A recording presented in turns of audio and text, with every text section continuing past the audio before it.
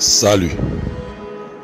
Quand j'étais tout jeune, on nous disait qu'un bon citoyen camerounais doit défendre la devise de son pays. Donc, les maîtres mots qui influencent le style de vie d'une nation, c'est la devise. La devise. Au Cameroun, c'est paix, travail, patrie.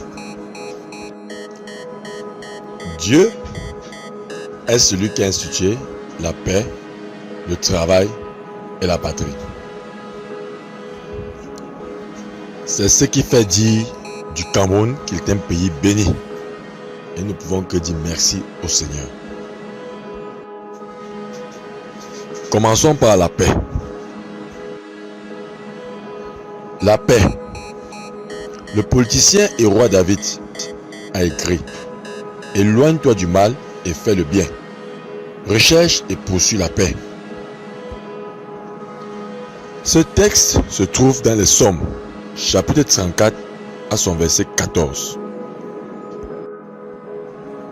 Eh bien, en tant que Camerounais, tu dois 1. Éviter de faire le mal. 2. Toujours faire le bien. 3. Rechercher la paix. 4. Poursuivre la paix. Parlons maintenant du travail. Je tiens à rappeler que le travail est une bénédiction. La première chose que Dieu a demandé à l'homme dans le jardin d'Éden, c'était de travailler. Nous avons comme bel exemple Dieu qui au commencement créa, c'est-à-dire Dieu travailla.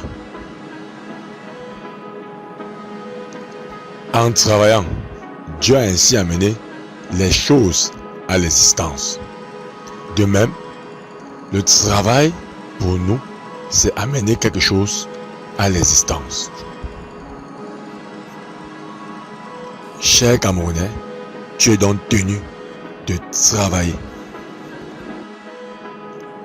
Allons un peu dans le livre des Proverbes d'un autre politicien nommé Salomon. Le chapitre 21, alinéa 25, dit: les désirs du paresseux le tuent parce que ses mains refusent de travailler. On trouve aussi au chapitre 18, alinéa 9, ceci: celui qui se relâche dans son travail est frère de celui qui détruit. Ça craint. Celui qui ne travaille pas est un paresseux et le frère de celui qui détruit. Ça doit nous enseigner. La patrie. Eh bien, parlons-en. Lorsque l'on parle de patrie, selon Dieu, on voit premièrement le patriarche. C'est une personne ressource. Il doit enseigner des bonnes valeurs à sa génération. Il doit donc éduquer, convaincre, redresser, corriger, former à la justice et passer le bâton. Tiens, je t'invite à lire dans le livre du Deutéronome, à son chapitre 4, le verset 9. Il est écrit: seulement, prends garde à toi et veille attentivement sur ton âme tous les jours de ta vie, de peur que tu n'oublies les choses que tes yeux ont vues et qu'elles ne sortent de ton cœur. Enseigne-les à tes enfants et aux enfants de tes enfants. Le patriarche doit être un bon enseignant. Il ne doit pas être une bibliothèque qui brûle.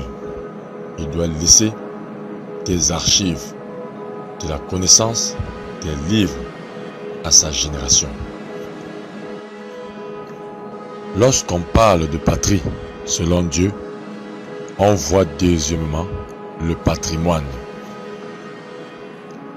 C'est l'ensemble des biens que possède une nation à un moment donné.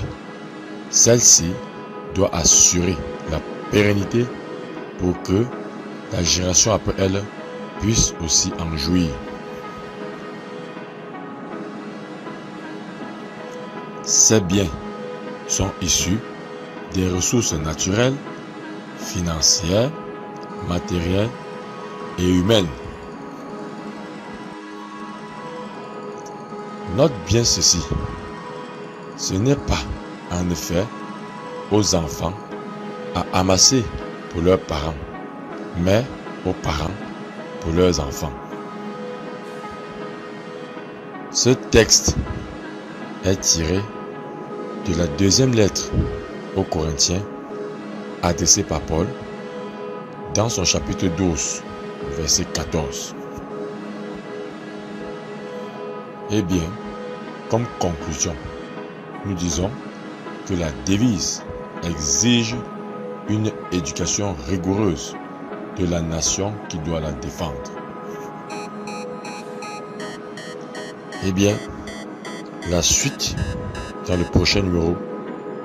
N'hésitez pas à souscrire et à nous donner un coup de pouce. À la prochaine.